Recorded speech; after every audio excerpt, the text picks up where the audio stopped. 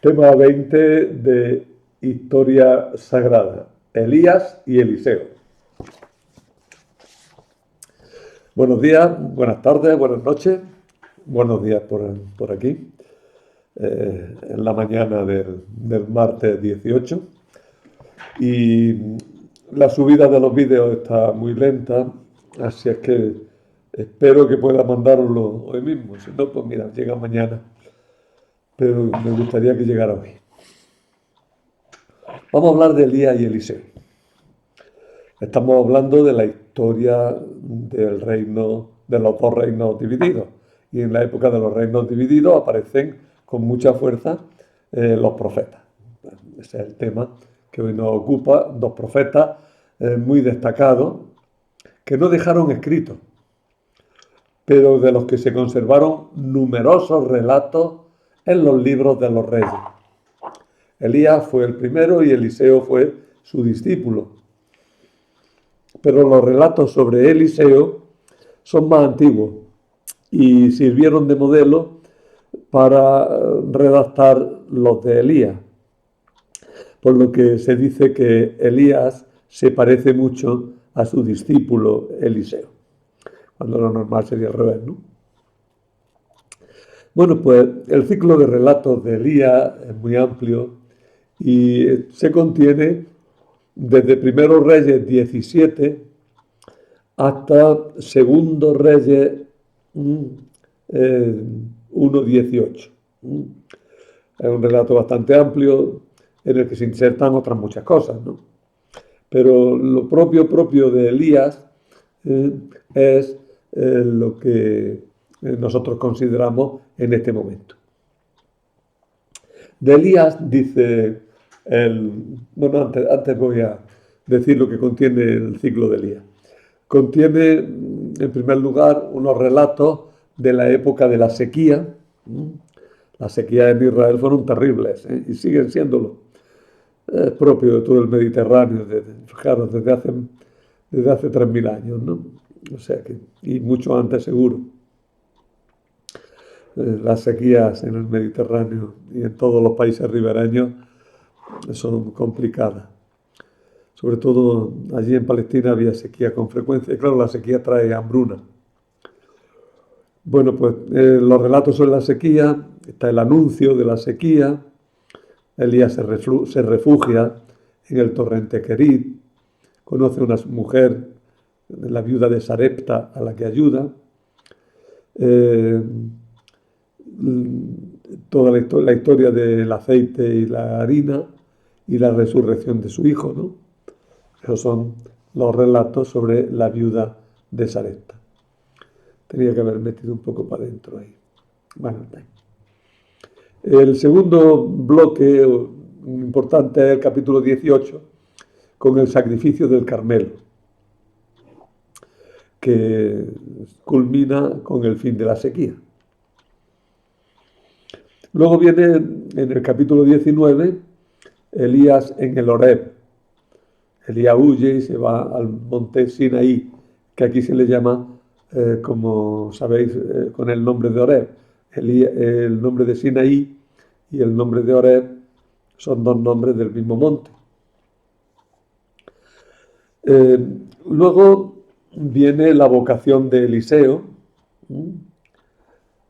y unos capítulos que hablan de guerras arameas, es decir, de guerra en ambiente de los arameos, en ambiente sirio. Y luego tenemos dos pequeños relatos, uno un poquito más largo, que ocupa un buen espacio, que es la viña de Nabot.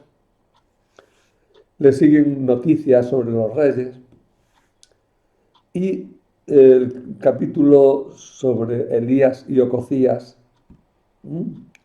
Y finalmente viene un capítulo que ya no pertenece al ciclo de Elías, sino al ciclo de Eliseo, que es la ascensión de Elías. Ahora diré por qué pertenece al ciclo de Eliseo y no al ciclo de Elías. Lo diré ahora. Bueno, sabéis que en el libro del Eclesiástico al final viene la alabanza de los antiguos, la alabanza de los padres. y viene una alabanza bastante larga de Elías y una más breve de Eliseo. La tenéis en Eclesiástico 48, 1, 14. Entonces surgió el profeta Elías como un fuego. Su palabra quemaba como antorcha. Él hizo venir sobre ellos el hambre y con su celo los diezmó. Por la palabra del Señor cerró los cielos y también hizo caer fuego 3 veces. Qué glorioso fuiste, Elías, con tus portentos. ¿Quién puede gloriarse de ser como tú? Tú despertaste a un cadáver de la muerte y del abismo por la palabra del Altísimo. Tú precipitaste a reyes a la ruina y arrebataste del lecho a hombres insignes. En el Sinaí escuchaste palabras de reproche y en Horeb sentencias de castigo. Tú ungiste reyes vengadores y profetas para que te sucedieran. Fuiste arrebatado en un torbellino ardiente, en un carro de caballos de fuego. Tú fuiste designado para reprochar los tiempos futuros, para aplacar la ira antes de que estallara, para reconciliar a los padres con los hijos y establecer las tribus de Jacob. Dichosos los que te vieron y se durmieron en el amor, porque también nosotros viviremos. Ese es el elogio de Elías, es largo como veis y muy bonito. Resume todas las historias que vamos a contar ahora de Elías. En cuanto a Eliseo, el relato es largo, pero el elogio es más breve, muy breve. Cuando Elías fue arrebatado en el torbellino, Eliseo se llenó de su espíritu. Durante su vida, ningún príncipe lo hizo temblar. Nadie pudo dominarlo. Nada le era imposible para él. Incluso muerto, su cuerpo profetizó. Durante su vida realizó prodigios y después de muerto fueron admirables sus obras. Bien, dos grandes profetas, como veis. Vamos a hablar un poquito de los relatos sobre Elías y Eliseo. Los discípulos de Eliseo recogieron muchos relatos que circulaban por Israel sobre su maestro y sobre Elías, y les dieron forma para hacerlos coherentes entre sí y los recogieron luego en el libro de los Reyes. Los relatos centrados en Elías provienen de un ciclo de leyendas orales sobre el profeta, luego retocados, incluso antes de ser incluidos en el libro de los Reyes. Fijaros lo que digo. Había un ciclo de leyendas. ¿Qué es un ciclo? Un ciclo es un conjunto. Es decir, es una serie de leyendas que surgían por aquí, surgían por allí. Tenían más o menos el mismo estilo, tenían la misma temática o unas temáticas paralelas o confluentes.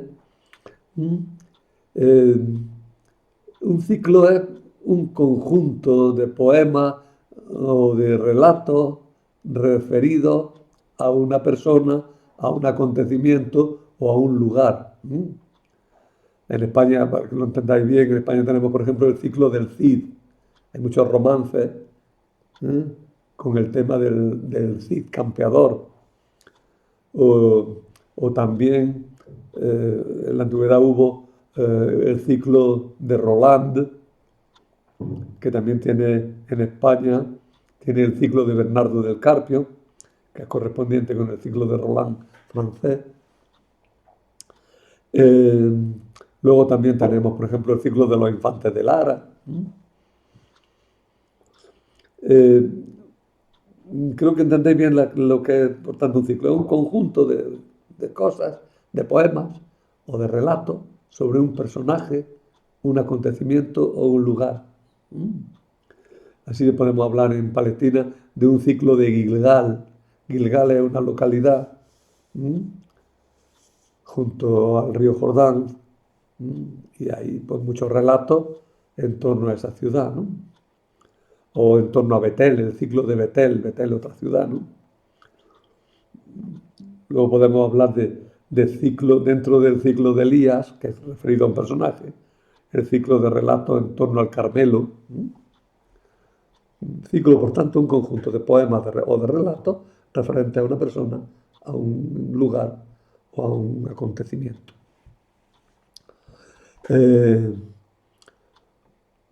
Los relatos de Elías provienen de un ciclo de leyendas orales. No estaban escritos, los contaban.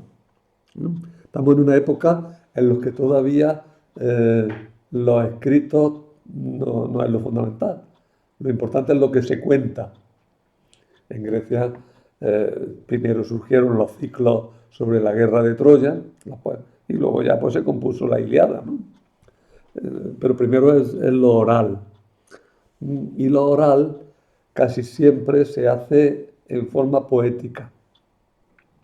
Estos ciclos de leyendas de Elías y Eliseo no son poéticos, no están hechos en forma de poema, son ya por tanto algo más tardíos. Pero los ciclos clásicos y los poemas clásicos orales tenían eso, las leyendas orales.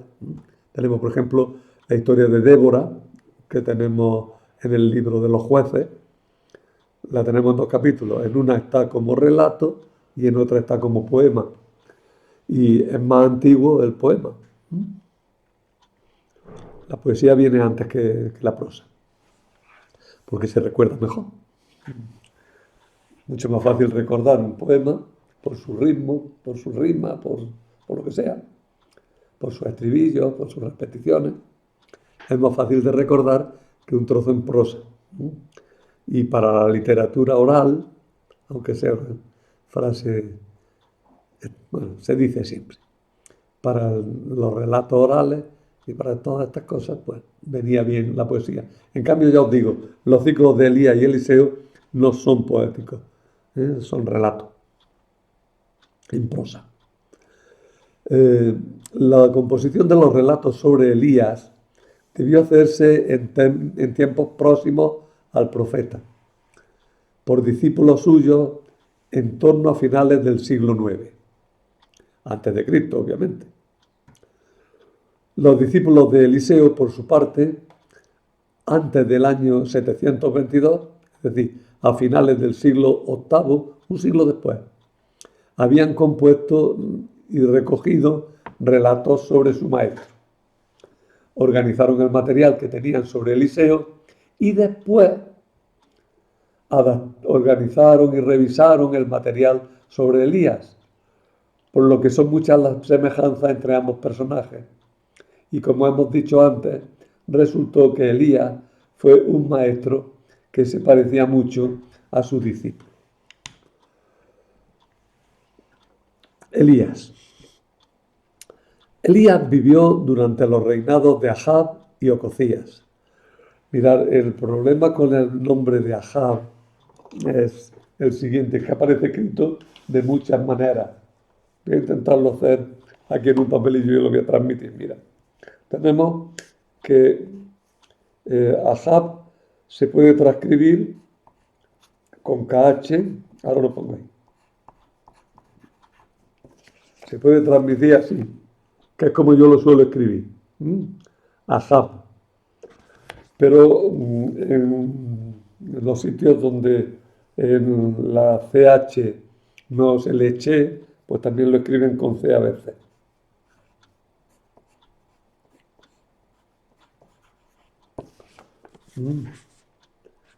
Sería Achab.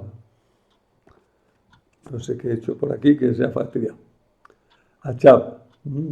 Pero no es Achab, Ahab. Eso hay que pronunciarlo Ahab. Las dos se pronuncian igual. Ahab. Bueno, pues como en castellano usamos la J, pues entonces pues se escribe así a veces. Ahab. Fijaros, todas suenan igual, ¿eh? Ahab. Pero fijaros que la última, con J, no es recomendable, porque siempre está el listillo que sabe inglés y pronuncia Ayab.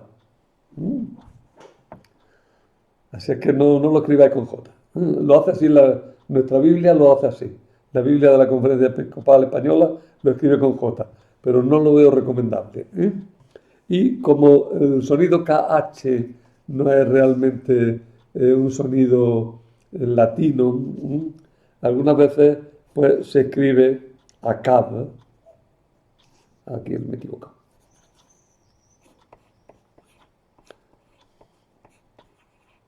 ACAB con C o con K.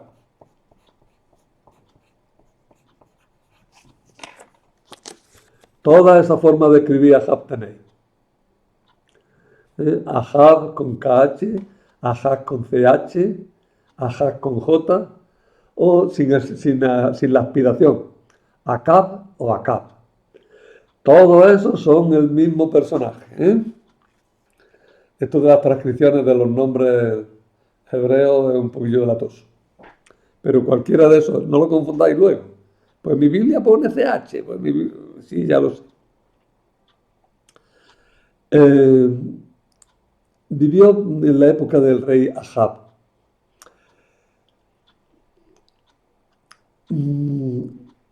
Y también de Ocosías. De ese ya no pongo todas las formas de escribirlo porque ya nos volvíamos locos. A mediados del siglo IX a.C. en Israel. De él se contaban muchas cosas y era un personaje bien conocido que no necesitaba ser presentado. Por eso no debe sorprender que la primera mención de Elías en Primero Reyes 17.1 sea abrupta y no tenga ninguna introducción. De por supuesto que conocemos al personaje. Está por supuesto que lo conocemos. No ha hablado antes, toda la Biblia no ha hablado nada de Elías. Y sin embargo, en Primero Reyes 17.1 habla directamente de Elías sin que tenga que presentarlo. Se da por supuesto que lo conocemos. Debía de haber además un contexto de relato mucho más amplio del que se ha conservado, porque en lo que se ha conservado hay alusiones a relatos que no tenemos. En cualquier caso, son muchas las alusiones a relatos, que se han perdido. Por ejemplo, la matanza de los profetas de Yahvé en Primero Reyes 18, 4, 13. Aprovecho aquí para repetir también que la palabra Yahvé, que normalmente debemos leerla Señor, yo la suelo escribir sin vocales, para recordarnos que es mejor leer ahí Señor.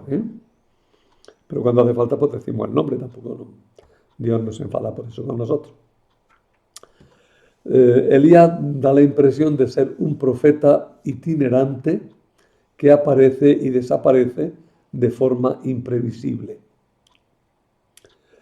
En los relatos sobre Elías se distinguen dos grupos de narraciones.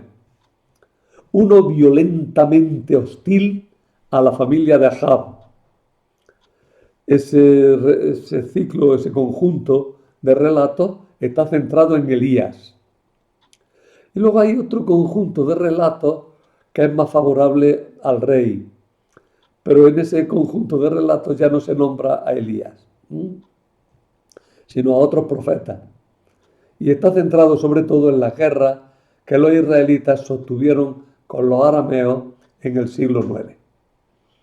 Los arameos ocupaban el nordeste de Israel, la parte norte de Israel, es decir, lo que actualmente es Siria, sí, el este de Siria, quizá el norte, no sé si pilla algo del norte de Jordania, por esa parte de Damasco. Damasco es la capital más importante de los arameos y es la capital de Siria actualmente. La personalidad de Elías. El nombre de Elías significa Yahvé es mi Dios. Es el gran defensor de la fe yavista en el momento de máximo peligro. Su figura es presentada algunas veces en paralelo con la de Moisés, ya que Elías aparece como el verdadero restaurador de la fe mosaica.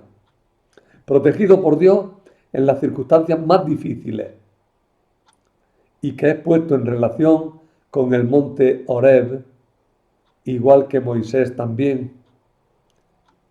Elías desaparece en Transjordania. Moisés murió en el monte Nebo, en Transjordania. Elías va a ser arrebatado por un carro de fuego también en Transjordania. Elías, por tanto, tiene unas características de ser un continuador de Moisés que defiende muy especialmente la fe en Yahvé, que es incompatible con el culto a otros dioses. ¿Quién era el rey Ahab, del que antes he dicho todo el jaleo de nombres? El rey Ahab era hijo del rey Omri. Omri fue un rey importante en Israel, ¿eh? Ya hablaremos pronto, en la próxima clase creo que hablaremos de Omri. No hablábamos en la anterior. De Omri, es un rey importante que dio origen a una dinastía en el reino del norte. Cuando Zimri mató al rey legítimo, el hijo de Baasa, a Elá, entonces Omri no aceptó aquel asesinato y luchó contra Zimri. Y a la par que Omri se sublevó también otro militar llamado Tibni. Es curioso, los tres tienen la misma forma de nombre, ¿no? Acabado en ni. Bueno, Omri fue un rey famoso y un hijo del rey Omri fue el rey Ahab. Gobernó en el reino de Israel entre el 874 y el 853 antes de Cristo. Ojo que los números van al revés. Estamos antes de Cristo, son números negativos. De él se dice que hizo el mal a los ojos de Yahvé, más aún que todos los que le precedieron. Ya de entrada, al presentar al rey, se nos dice, ojo que este es el malo. La verdad es que fue un rey inepto, tal como lo cuenta la Biblia, manejado por su mujer, que se llamaba Jezabel. Este nombre ya sí os suena, Jezabel. Jezabel era una fenicia, era hija de Itobaal, rey de la ciudad fenicia de Sidón. Está relacionada también con los demás fenicios y en concreto con Tiro. Tiro es la ciudad más importante entre las ciudades fenicias. Tened en cuenta que muchos dicen que de la palabra Tiro viene el nombre de Siria. De Tsir viene Siria, que sería toda la región más allá de Tiro. Bueno, pues tenemos que Jezabel era la mujer de Ahab y era una fenicia, hija del rey de Sidón. Ahab, por su alianza con los fenicios, difundió en Israel la religión de su mujer, que era la religión del dios Baal. Por cierto, la palabra Baal significa señor y es la forma de referirse al dios de la naturaleza, al dios del trueno, al dios del rayo, al dios de la fertilidad. Baal. Y esta palabra Baal aparece en varias formas. Baal, ¿no? Ya os digo, significaba señor para referirse a Dios. Y el nombre del Dios muchas veces queda oculto y prácticamente olvidado detrás de la palabra Baal. El culto a los Baales, el culto a los dioses falsos, ¿no? Y en concreto, el culto a los Baales, el culto a las imágenes del Dios que conocemos como Baal, que tiene una contrapartida femenina que es Astarte. Baal y Astarte. Los Baales y la Astarte. Es una pareja.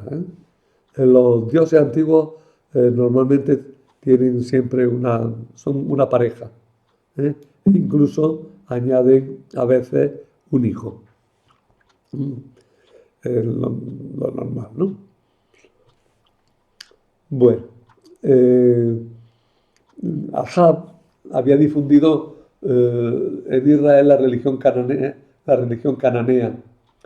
y lo que es peor, provocó un sincretismo religioso entre Baal y Yahvé, pero ese sincretismo religioso es incompatible con la fe en un Dios celoso como es Yahvé. Yahvé se define a sí mismo muchas veces como Dios celoso, Dios que no aguanta a otro.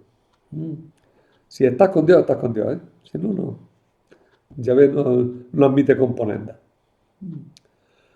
Por tanto, se defiende a sí mismo como Dios celoso. Y por tanto, exige un culto único. No acepta que haya culto a otros dioses. Tenemos una monolatría. El culto a un solo Dios. Porque ese Dios no tolera el culto a otros dioses. La situación de sincretismo y de difusión de la cultura cananea y de la lucha entre la religión de Yahvé y la religión de Baal llegó hasta el extremo que, perdón, que Jezabel mandó matar a todos los profetas de Yahvé. Luego vendrá la contraparte. ¿Qué actividad tenemos acerca de Elías? Perdona, me interrumpí un momento. ¿Qué actividad tuvo Elías? Repito. Dios hizo venir una terrible sequía y hambruna sobre Israel. Y Elías, que la había anunciado, pues fue perseguido por anunciarlo. Es siempre perseguir al mensajero, ¿no? Y Elías tuvo que esconderse junto al torrente Kerit, donde Dios hizo que fuera alimentado por cuervos. Espérate que tengo aquí varias cosas. Bueno. Después, por mandato del Señor, fue a Sarepta, a la casa de una viuda, en donde el profeta hizo que no faltara harina ni aceite durante toda la sequía. Llegó, vio a la mujer y le dijo, tráeme agua. Dice, bueno, voy. Dice, pero tráeme también una torta. Dice, pero si no tengo más que un poquillo de harina y un poquillo de aceite y los voy a hacer y cuando se acaben pues nos tendremos que morir de hambre. Y le dijo Elías, no, mujer, tú hazme una torta y tráemela que lo arreglaremos. La mujer fue obediente, le trajo la torta al profeta y no faltó nunca ni la harina ni el aceite le faltaron a la mujer. Allí también, en Sarepta, en esa zona, Elías resucitó al hijo de la viuda que había muerto. Hace un ritual de ponerse sobre, parece una especie de respiración boca a boca. Pero bueno, es ritual, es comunicación del espíritu, comunicación de la vida. No buscamos explicaciones científicas donde lo que se nos está dando es una explicación religiosa. Luego San Pablo repetirá el mismo gesto cuando el niño aquel que estaba en la misa sentado en la ventana y se cayó al patio y todos dijeron que se había matado. Baja San Pablo y le hace los mismos gestos que había hecho Elías y el niño también resucita, en el caso de San Pablo. Eso lo tenéis en los Hechos de los Apóstoles. Bueno, en Primeros Reyes 18 se narra el acontecimiento más famoso y más significativo de la historia de Elías. Y es que en el Monte Carmelo desafió a los sacerdotes de Baal. El reto consistía en invocar cada uno a sus respectivos dioses para que prendiesen la leña donde se había sacrificado un buey. El dios que lograra prender el fuego sería el verdadero. Los profetas de Baal no consiguieron hacerlo porque no consiguieron la ayuda de su dios. Elías se ríe de ellos, ¿no? Y les dice que si es que se ha ido de viaje, que si es que estará en el baño, que si, bueno, les dice un poco de todo. Pero cuando llega el turno de Elías, Elías humedece, para hacerlo más difícil todavía, ¿no? Humedece el altar, le echa agua allí mucha, y sin embargo baja fuego del cielo y Yahvé acepta el sacrificio, enviando un rayo que devora todo lo que había. Tened en cuenta que estamos en la época de la sequía también, ¿no? Es decir, Dios hace un prodigio grande y así se reivindica frente a los sacerdotes de Baal. Con estos relatos, bueno, también con esto acaba la época de la sequía. También hay un pequeño relato ahí que ve que viene una nubecilla desde el Mediterráneo, avanza una nubecilla a lo lejos, y la nubecilla va creciendo, va creciendo, va creciendo y se convierte en una gran tormenta que llena de alegría a todos porque se ha acabado aquella sequía que había traído un hambre tan terrible a Israel.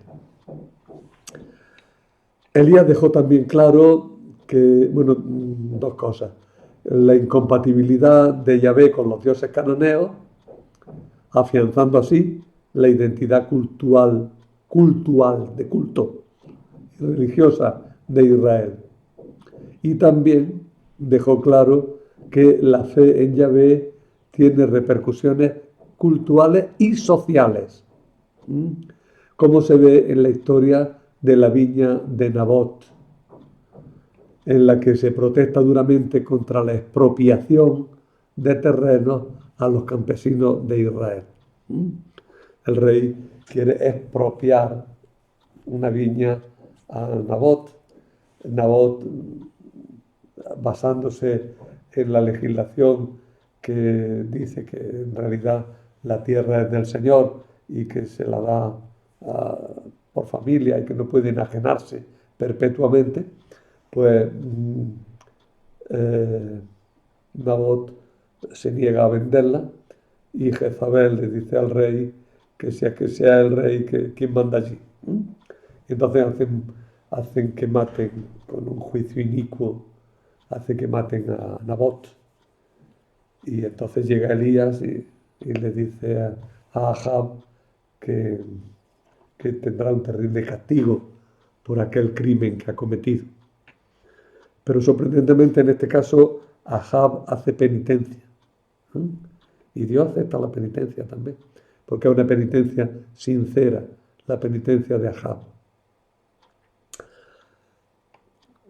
Después de estos relatos vienen una serie de relatos de guerras contra los arameos. Estos relatos no son directamente sobre Elías, pero están incluidos en el conjunto de relatos del ciclo de Elías. Estos son muy distintos de los anteriores. La figura de Ahab es presentada con rasgos más positivos. No aparece Elías directamente. Algunos autores piensan que provienen de una crónica sobre el rey Ahab, de la que se seleccionaron posteriormente solo los relatos en los que aparecían profetas. Otros, sin embargo, por datos bíblicos y extrabíblicos, dudan que se trate realmente de el rey Ahab y piensan más bien en un descendiente suyo, que es Jeroboam II. Pero bueno, normalmente se ha dicho que los relatos se refieren al rey Ahab. Y ahora tendremos que hablar de Eliseo. ¿Y cómo empezamos la historia de Eliseo? Pues la vamos a empezar precisamente por la ascensión de Elías, porque la ascensión de Elías es un relato que pertenece al ciclo de Eliseo. ¿Y por qué? Pues porque el protagonista en el relato, más que Elías, es el mismo Eliseo, ¿eh? Que es el que recibe el espíritu de Elías para continuar su labor. Mira, basándome en la introducción crítica al Antiguo Testamento que publicó Cacelles, que lo pone en forma directa, hice este cuadro con el ciclo de Eliseo. No es muy difícil de leer si lo conocéis un poquito, ¿eh? Arriba tiene los temas: la ascensión de Elías, una serie de anécdotas, las crónicas regias, historias de guerra, la historia de las relaciones de Eliseo con la sunamita, la historia de Naamán, relatos de tipo político y la muerte de Eliseo. Esos son los temas. Y luego he ido poniendo de derecha a izquierda y de arriba a abajo los diversos relatos siguiendo el relato bíblico, ¿no? Tenemos, por tanto, la ascensión de Elías 1:18, dentro de la anécdota, un milagro, algunos muy ásperos, como el de los osos, la agua y los osos. Luego, las crónicas regias, tenemos ahí unas poquitas, y algo sobre guerra. Seguimos hacia abajo y tenemos la historia del aceite, en la que no sé por qué no he puesto la cita. Luego tenemos la historia de la sunamita, y después la historia de la sanación de una olla, la multiplicación de los panes. Eliseo hace una multiplicación de los panes, muy curioso. La historia de Naamán, ya os digo, vamos, de izquierda a derecha y de arriba a abajo, ¿eh? Y luego cada número dice dónde se cuenta y se refiere al tema que aparece arriba. Me parece que sabréis leer esto y que os puede ayudar a entender el ciclo de Eliseo. Muchos de los relatos se refieren a una época en la que había hambre. En concreto, desde el relato sobre el aceite. Bueno, ya sé por qué no le he puesto la cita, porque está incluida en 2:19-25. Lo que pasa es que el relato sobre el aceite pertenece a la época del hambre. Toda esa parte central pertenece a la época en la que había hambre, por la causa de la sequía.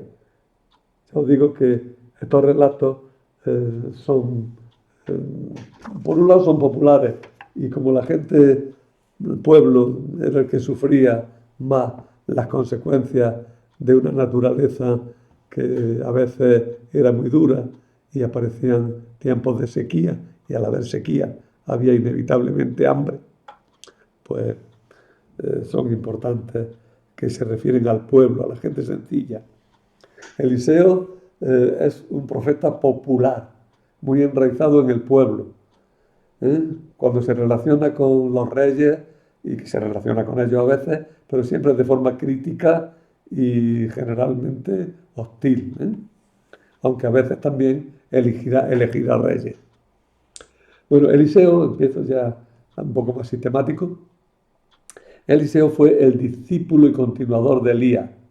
Se caracterizó por sus abundantes milagros, especialmente en relación con el agua, y por la intervención en la política. La acumulación de relatos de milagros pudo deberse a los círculos proféticos en los que se movió. Son anécdotas pintorescas, una especie de florecillas, aunque como a veces son ásperas, algunos dicen que más que florecillas son cardillos, como que tienen espinas, ¿no? Desde luego la florecilla de los osos, que unos osos devoran a unos niños, pues no es precisamente una florecilla, es muy áspera, un cardo que hace herida, ¿no? Bueno, se saltan sus poderes, pero es curioso que la figura de Eliseo queda poco dibujada. Es un señor que hace milagros, pero ya está, ¿no? No aparece una coherencia mayor. El ciclo de Eliseo ya lo digo, lo hemos resumido en ese recuadro, que aunque no lo pone así, porque esto lo elaboré a partir de ello, lo tomé de la introducción crítica al Antiguo Testamento, del que publicó Cacelles. Es muy antigua, de los años, de los primeros 80, ese libro, 1980 o por ahí, hace ya 50 años.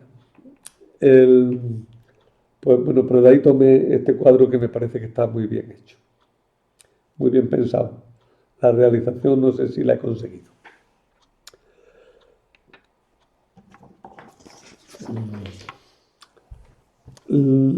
Se deja claro que en la ascensión de Elías se cuenta que Elías se encuentra un día con Eliseo y Eliseo le pregunta que dónde va y le dice, déjame, y quiere ir con él y se va detrás de él.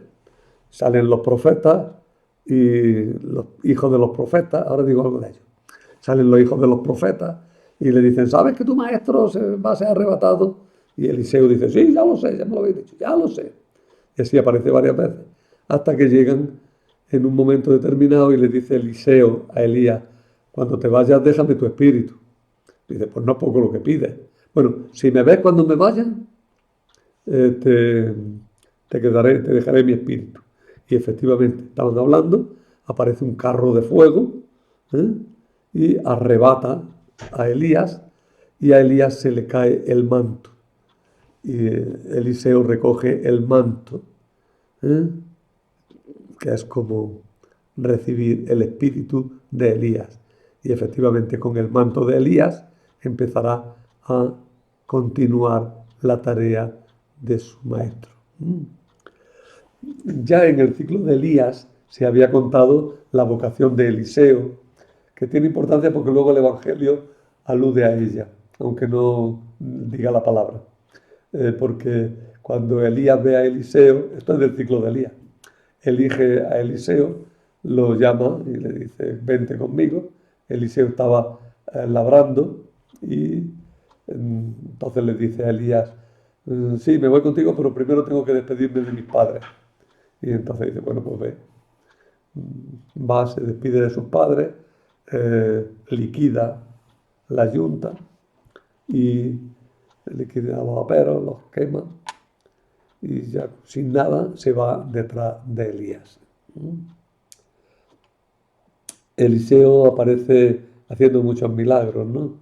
Por ejemplo, unos niños salieron riéndose de él y ofendiéndolo gravemente, y de pronto pues salieron unos osos que hirieron a muchos de ellos. En esta ilustración tenéis la historia, que es muy trágica, como veis, pero la ilustración es bonita, porque se ve al fondo a Elías subiendo y se ve a Eliseo, que están ahí los niños riéndose de él y se ven unos pobreticos, unos angélicos, que unos osos pues los han matado, ¿no? Dice, más adelante subió de allí a Betel y según subía por el camino, unos cuantos muchachos salieron de la ciudad y se burlaban de él diciendo, sube calvo, sube calvo. Él se volvió, se les quedó mirando y los maldijo en nombre del Señor. Entonces salieron dos osos del bosque que despedazaron a 42 de aquellos muchachos. Hay un relato terrible, pero bueno, a lo que importa y lo que interesa en él, pues eso se ve que es una forma de contar cosas. Dios no disfruta matando niñitos. Pero sí que destaca que un profeta necesita ser respetado. Es necesario respetar al profeta y respetarlo profundamente. El ciclo de relatos es muy poco homogéneo y consta de relatos de muchos tipos. También hay muchas crónicas regias, crónicas sobre los reyes. Se suelen distinguir tres tipos de narraciones. Ya he dicho la florecilla o cardillo, relatos breves de milagros en los que Eliseo aparece en conexión con las comunidades de profetas.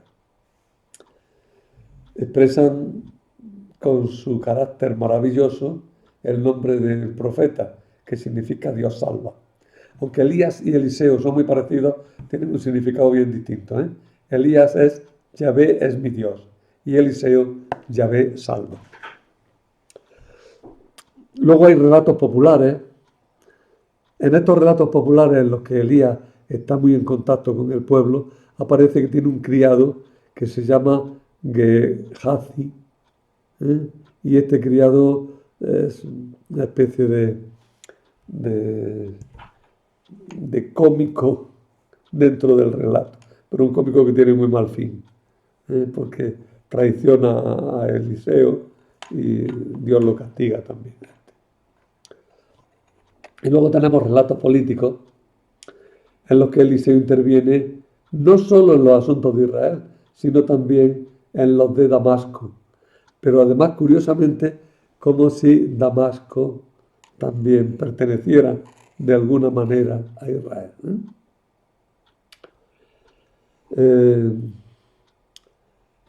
Hay un relato, que es el relato de Segundo Reyes 11:12, en el que de pronto se interrumpe el relato sobre Elías y aparece la historia de Atalía y Joás.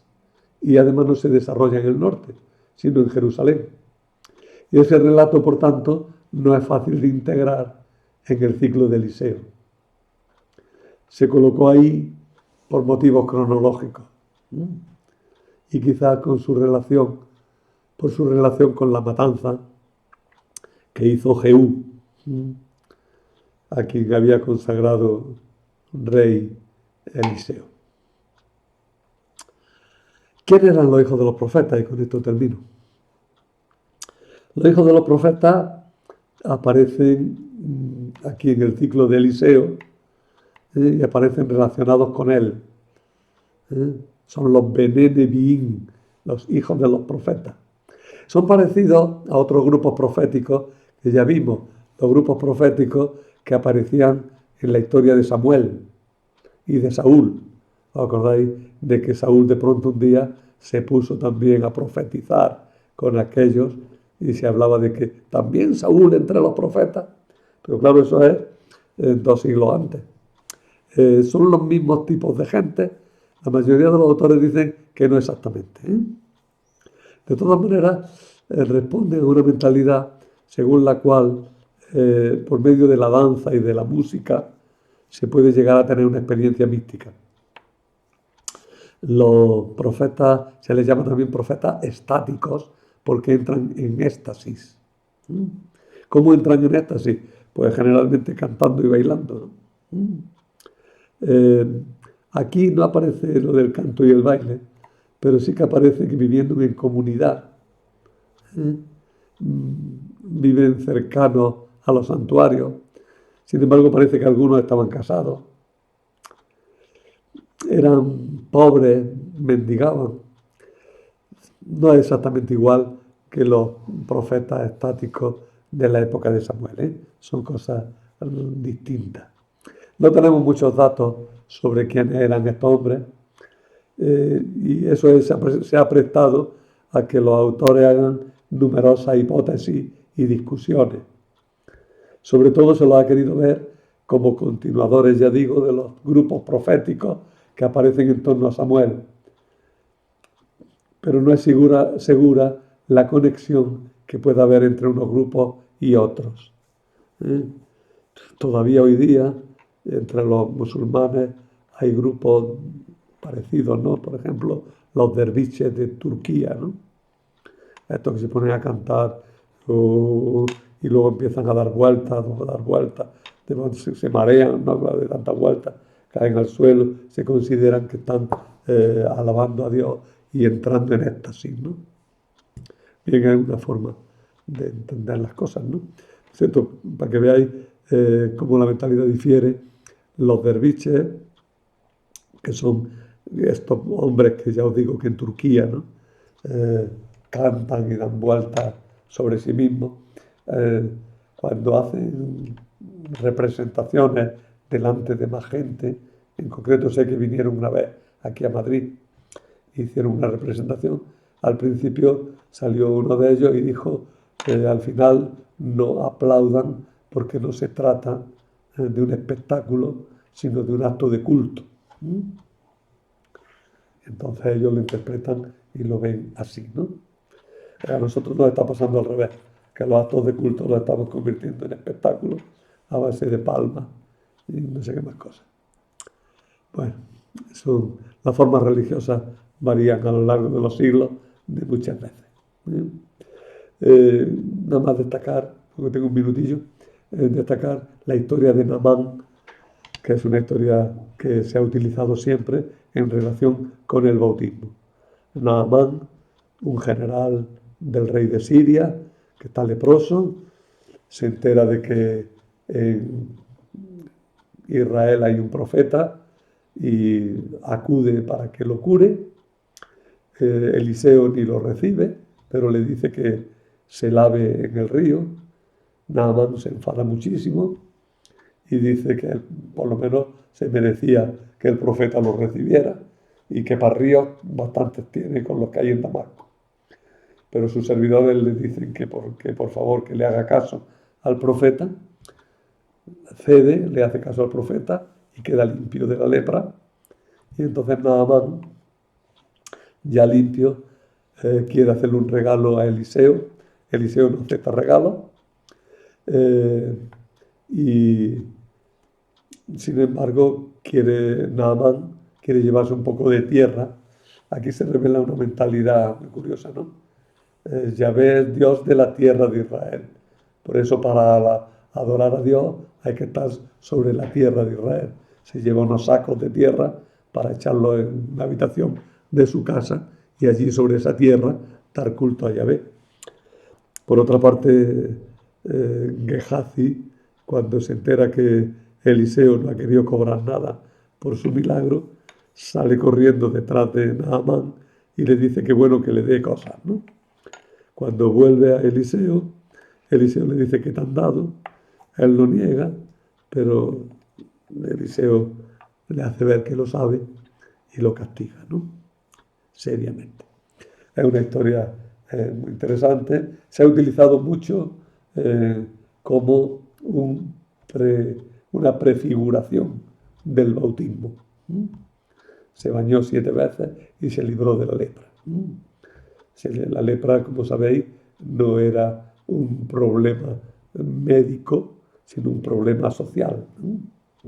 Con lepra no podías estar en comunidad con los demás, ¿no? En las crónicas de Nuremberg, que es un libro que tiene unos grabados medievales muy bonitos, tenemos este grabado. Veis ahí que pone arriba Eliseo y luego Naamán, Surus, bueno, Naamán el sirio, Eliseo y Naamán el sirio.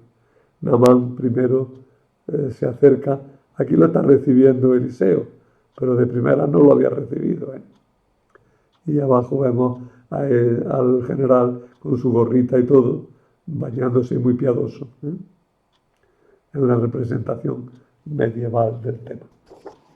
Y nada, con esto dejamos cerrado el ciclo de Elías y Eliseo. Seguiremos hablando de los reyes de Israel, de Judá, porque de Israel ya acabamos el otro día. Y hablaremos también de profetas y de algunas cosas más.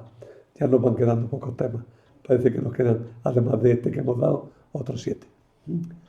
Pero espero que pueda irlos dictando igual que este. Nada más.